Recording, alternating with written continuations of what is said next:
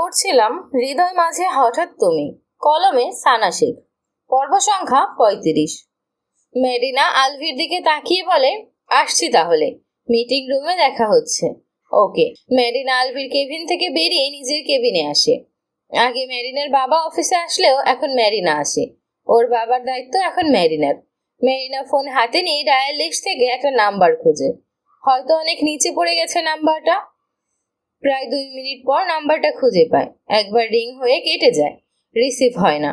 দ্বিতীয়বার কল করলে কি করবে না ভাবতে ভাবতে আবার ডায়াল করে, আর সাথে সাথেই রিসিভ হয়। ফোনে স্পিকার দিয়ে মুখের সামনে ধরে রাখে ফোন। ফোনের অপর পাশ থেকে ভেসে আসে গমগমে পৌরুষালী গলার স্বর। হেই মেরিনা, কেমন আছো? ভালো। এতগুলো দিন পর আমার কথা মনে পড়লো। মেরিনা বলে না কিছু। ফোনের অপর পাশ থেকে বলে, কিছু বলবে? বলার থাকলে বলে ফেলো। বলার ছিল কিছু। আমি তো শোনার জন্যই অপেক্ষায় আছি। আপনি আপনার ফ্যামিলি নিয়ে রাতে আমাদের বাড়িতে আসুন। অপর পাশ থেকে কোনো সাড়া শব্দ আসে না। হয়তো মেরিনার কথা শুনে বাকহারা হয়ে গেছে। কথা বলছেন না কেন মিস্টার চৌধুরী? আপনি আমার ফ্যামিলিকে ইনভাইট করছেন? হ্যাঁ, কিন্তু কেন? আমি আপনাকে বিয়ে করতে রাজি। আপনার ফ্যামিলিকে নিয়ে রাতে আমাদের বাড়িতে এসে বিয়ে ডেট ফিক্সড করে যাবেন। আমি এই মাসেই বিয়ে করতে চাই। সত্যি? একদম। তাহলে রাতেই বসে যে অপেক্ষা করো, একেবারে তুলে নিয়ে যাব আমার বাড়ি। ভালো থাকবেন, রাতে দেখা হচ্ছে তাহলে। লাইন বিচ্ছিন্ন করে চেয়ারে হেলান দিয়ে চোখ বন্ধ করে নেয় মেরিনা। হুট করে ওর কি হয়েছে কে জানে, ওরও এখন বউ সাজতে ইচ্ছে করছে। আলভির জন্য সাজতে পারেনি তো কি হয়েছে, অন্য কারোর জন্য সাজবে। আলভিকে দেখিয়ে দেবে। আলভিকে ছাড়া মেরিনাও সুখে থাকতে জানে, অন্য কারো সাথে। অফিস থেকে বাড়িতে ফিরতে ফিরতে বিকেল 5:30 বেজে যায় আলভি আর মায়ার। ওদের দুজনকে বাড়িতে রেখে শুভ নিজের বাড়িতে চলে যায়। রুমে এসে দুজনেই ফ্রেশ হয়ে নেয়। মায়া ভেজা চুলগুলো না শুকিয়ে বেডে উঠে শুয়ে পড়ে। আলভি মায়ের কাছে এসে ওকে টেনে তুলে বসায়। এলোমেলো চুলগুলো পেছনে ঠেলে দিয়ে মায়ার চেহারায় ক্রিম লাগিয়ে দেয়। কোলে তুলে এনে ডিভানের উপর বসিয়ে হেয়ার ড্রায়ার দিয়ে চুলগুলো শুকিয়ে দেয় নিজেই। তারপর চুলগুলো ব্রাশ করে বেঁধে দেয় উঁচু করে। মায়ার ভালো লাগে আলভির এই কেয়ারগুলো। বিয়ের পর থেকে মায়া নিজের হাতে চুল ব্রাশ করে না, মুখে ক্রিম লাগায় না, চুলগুলো শুকায়ও না। সেই ছোটবেলার মতন এলোমেলো হয়ে থাকে। আলভি নিজেই পরিপাটি করে নেয় নিজ দায়িত্বে। মায়ার রুমও এলোমেলো করে রেখে দেয়। আলভি নিজেই রুম গোছায়। আলভিকে বিরক্ত করার একটা চান্সও মিস করে না মায়া। কিন্তু আশ্চর্যের বিষয় হচ্ছে, কোনোভাবেই আলভিকে বিরক্ত করতে সক্ষম হয় না মায়া। এই বেটা চুপচাপ সবকিছু মুখ বুজে বিনা বাক্যে মেনে নেয়। আলভি নিজের চুলগুলো শুকিয়ে ব্রাশ করে নেয়। একটু পরেই রুমের ডোর নক হয়। আলভি ডোর খুলে কপের মুখ দুটো হাতে নিয়ে রুমের ভেতরে চলে আসে। মায়া আলভির দিকে তাকিয়ে বলে, আমরা কেউ তো কফি চাইনি, তাহলে কফি দিয়ে গেল কেন? ওরা জানে আমি কখন কি খাই, তাই আলাদা করে বলতে হয় না। মায়া ঠোঁট দুটো গোল করে বলে, ও। আলভি একটা কফির মগ মায়ের হাতে দেয়। তারপর মায়ের পাশে বসে বাম হাতে মায়ের কোমর পেঁচিয়ে ধরে কফির মগে চুমুক দেয়। কফি খাওয়া শেষ করে বাংলাদেশে কল করে মায়া। মেয়ের কল পেয়ে খুশি হয়ে রিসিভ করেন আহনাফ মাহমুদ। বাবার মুখ দেখতেই মায়ের চোখ দুটো ছলছল করে ওঠে। মনের জমানো কথাগুলো কেমন যেন দলা পাকিয়ে যায়। আহনাফ মাহমুদ ফোনের স্ক্রিনে তাকিয়ে হাসি মুখে বলেন, কেমন আছিস মা? আলভি কোথায়? আলভি আবার মায়ের সাথে ঘেঁষে বসে ফোনের স্ক্রিনে তাকায়। মায়া ধরা গলায় বলে, ভালো আছি, তুমি কেমন আছো? আলহামদুলিল্লাহ ভালো। আম্মু কোথায়? মেহেবুবা মেহের স্বামীর হাত থেকে ফোন নিয়ে মুখের সামনে ধরেন। মাকে দেখেই মায়ের 2 চোখ বেয়ে টপ টপ করে পানি গড়িয়ে পড়তে শুরু করে। মেয়ের চোখের পানি দেখে মেহেবুবা মেহেরের চোখেও পানি চলে আসে। কান্না চেপে রাখতে না পেরে কেঁদেই দেয় মায়া। মায়ের হাত থেকে ফোন নেয় আলভি। মায়াকে এক হাতে জড়িয়ে ধরে শান্ত করার চেষ্টা করে।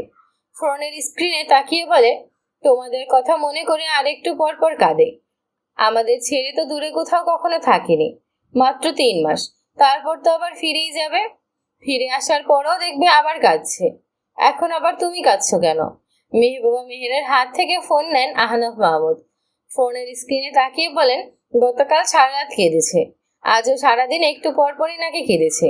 মায়ের সাথে কথাও বলছে কয়েকবার, তারপরও কেঁদেছে। এখন আবার কাঁদছে।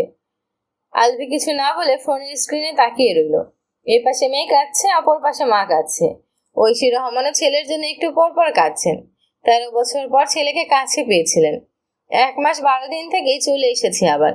শুধুমাত্র মায়ের ভিসা আর টিকিটের জন্য 12 দিন বেশি থেকেছে, না হলে এই 12 দিন বেশিও থাকা হতো না।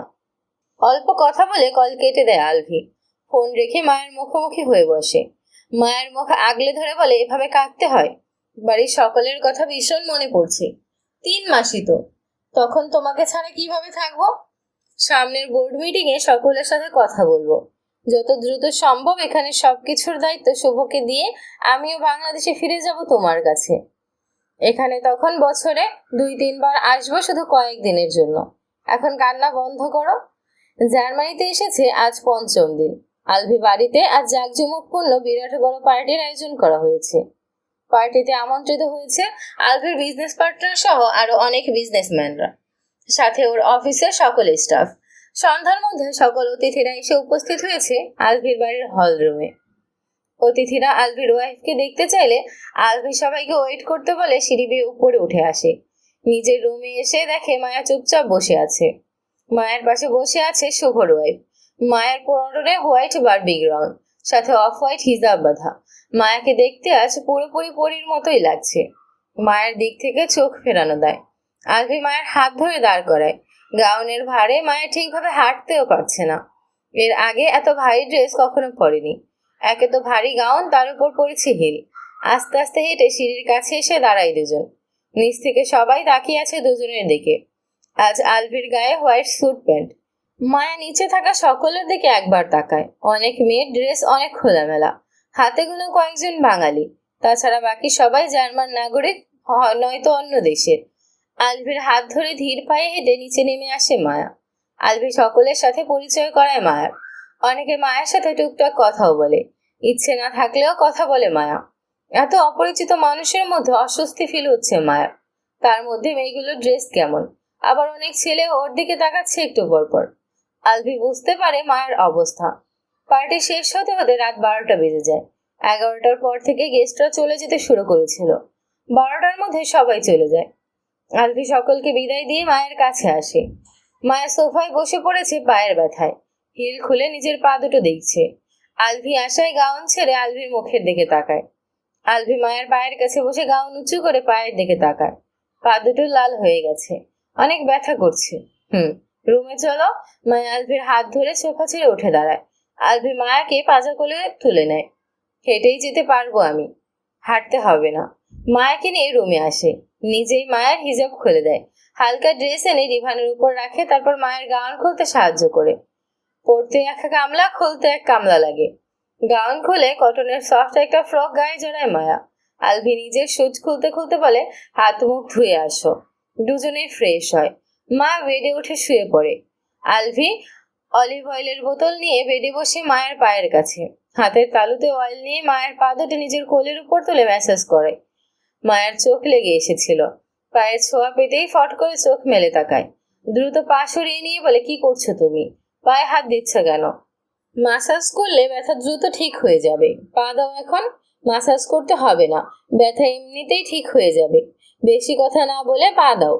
নিজেই মায়ের পা দুটো টেনে সোজা করে কোলের উপর তুলে নেয়। তারপর মাসাজ করতে শুরু করে। মায়া কিছু না বলে আলভির মুখের দিকে তাকিয়ে রইল। মাসাজ করায় আরাম লাগছে এখন। আলভি খেয়াল করে মায়ের 2 পায়ের 2 আঙুলে ফোস্কা পড়ে গেছে হিল পরে থেকে। বিয়ের সময় যেই হিলগুলো পরেছিল সেগুলো পরে তো ফোস্কা পড়েনি এইভাবে। তাহলে এগুলো পরে এমন পা ব্যথা হয়েছে কেন, আর ফোস্কা পড়েছে কেন? কয়েক সেকেন্ডেই কারণ উদ্ঘাটন করে ফেলে আলভি। কিছু সময় পর আলভি মায়ের মুখের দিকে তাকায়। দেখে মায়া এক দৃষ্টিতে ওর দিকেই তাকিয়ে আছে। আলভি কপাল ভ্রু নাচিয়ে বলে, আসবো? মায়া কপাল ভ্রু কুঁচকে বলে, কোথায়? আদর করতে বলে হাসে আলভি। মায়া পাশ থেকে আলভির বালিশটা তুলে নিজের মুখ ঢেকে নেয়। 2 হাতে বালিশটা জড়িয়ে ধরে বলে, আদর লাগবে না আজ। আলভি অলিভ অয়েল বোতলের ছিপি লাগিয়ে নিচে রেখে দেয়। তারপর মায়ের মুখের উপর থেকে টেনে বালিশটা সরিয়ে নিয়ে নিজেই মায়ের উপর লম্বা হয়ে শুয়ে পড়ে। মায়ের ঘাড়ে মুখ গুজে বলে, বালিশকে জড়িয়ে না ধরে আমাকে জড়িয়ে ধরো। তুমি বালিশ জড়িয়ে ধরলে আমার ভীষণ হিংসে হয়। ওদের জন্য তুমি মাঝে মধ্যে আমাকে জড়িয়ে ধরো না। বেটাদের কালকে এই রুম ছাড়া করবো আমি। তখন ওদের না পেয়ে বাধ্য হয়ে আমাকেই জড়িয়ে ধরবে প্রতিবার।